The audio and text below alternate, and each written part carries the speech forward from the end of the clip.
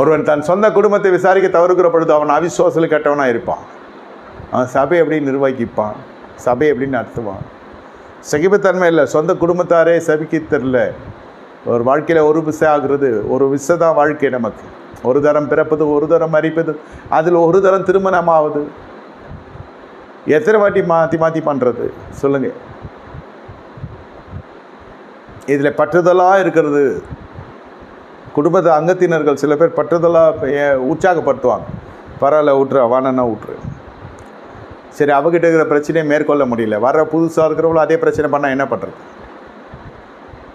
இல்லைன்னா நேராகவே வெளியரங்கமாகிடும். இந்த தேவ பயம் உங்களுக்கு வெளியரங்கமாக இல்லைன்னா, உள்ளான மனசில் தேவ பயம் இருக்கணும், வெளியரங்கமான கிரியையில் காணப்படணும். அப்படி இல்லைன்னா வாழ்க்கை வெளியரங்கமாக காணப்படும். அவன் கையில் காசு கிடையாது, பணத்துக்காக சொல்ல, கையின் பிரயாசம் இல்லை. கையின் பிரயாசத்தில் தேவ ஆசீர்வாதம் கிடையாது. கையின் பிரயாசம் புஷிக்கிறதுக்கு கிடையாது.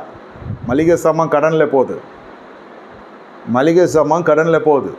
கையின் பிரயாசம் ஆசீர்வதிக்கப்படணும் என்று வேதம் சொல்லுகிறது. பெரியோரையும் சிறியோரையும் கர்த்தர் ஆசீர்வதிக்க தமக்கு பாய்ந்தவர்களுக்கு. எல்லாருக்கும் பென்ஷன் வரதில்லை, எல்லாருக்கிட்டையும் சொந்த வீடு இல்லை. எல்லோரும் 50 வயசுக்குள்ள ரட்சிக்கப்பட்டவங்களும் இருக்காங்க, 60 வயசில் ரட்சிக்கப்பட்டவங்களும் இருக்காங்க, முதுமையில் ரட்சிக்கப்பட்டவங்களும் இருக்காங்க. எல்லோரும் வாலிபத்தில் ரட்சிக்கப்படுறதில்லை. ஆனால் உங்கள் வாழ்க்கை எப்படி இருக்கிறது?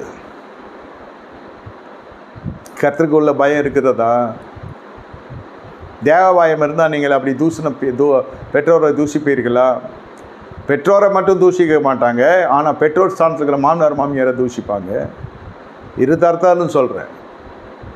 சம்பாஷணையில் எதனா ஒன்று பிடிக்கலைன்னா கூட ஒன்று வேணான்றத கூட அது தெரியாதையா படிக்கிறீங்க? எவ்வளோ படிப்பு அதுக்குன்னு தூக்கி மூஞ்சில் வீசுகிற மாதிரியா நம்ம நடந்துக்கிறது?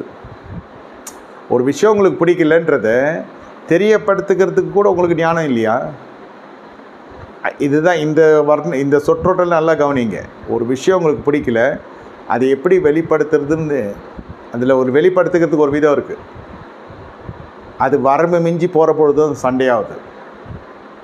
அதை நியாயப்படுத்துகிற பொழுது அது மிகப்பெரிய வாக்குவாதமாக மாறுது. அது விவகாரமாக மாறின பிறகு தான் விவாகரத்து வரைக்கும் போகிறது. எதுவானா இருக்கட்டும், ஒரு காரியம் உங்களுக்கு பிடிக்கலை, உங்களுக்கு பிடிக்கவில்லை என்பதை மற்றவர்களுக்கு தெரியப்படுத்துறதுக்கு உங்களுக்கு போதுமான ஞானம் இல்லையான்னு கேட்குறேன் நான். இங்கேருந்து தான் ஆரம்பிக்குது பிரச்சனை. எல்லாமே உங்களுக்கு பிடிக்கணும்னு நான் கட்டாயப்படுத்த முடியாது. இது மனசு. சில காரியம் பிடிக்கும், சில காரியம் பிடிக்காது. வாழவே பிடிக்கலன்னு சொல்கிறது தப்பு. ஒரு மனுஷனை திருமணத்துக்கு பிறகு அருவருப்பாக பார்க்குறது, அற்பமாக எண்ணுக்கிறது ரொம்ப தப்பு. மனுஷனோ மனுஷியோ அதெல்லாம் முன்னாடியே இருந்துருக்கணும், அந்த அறிவெல்லாம்.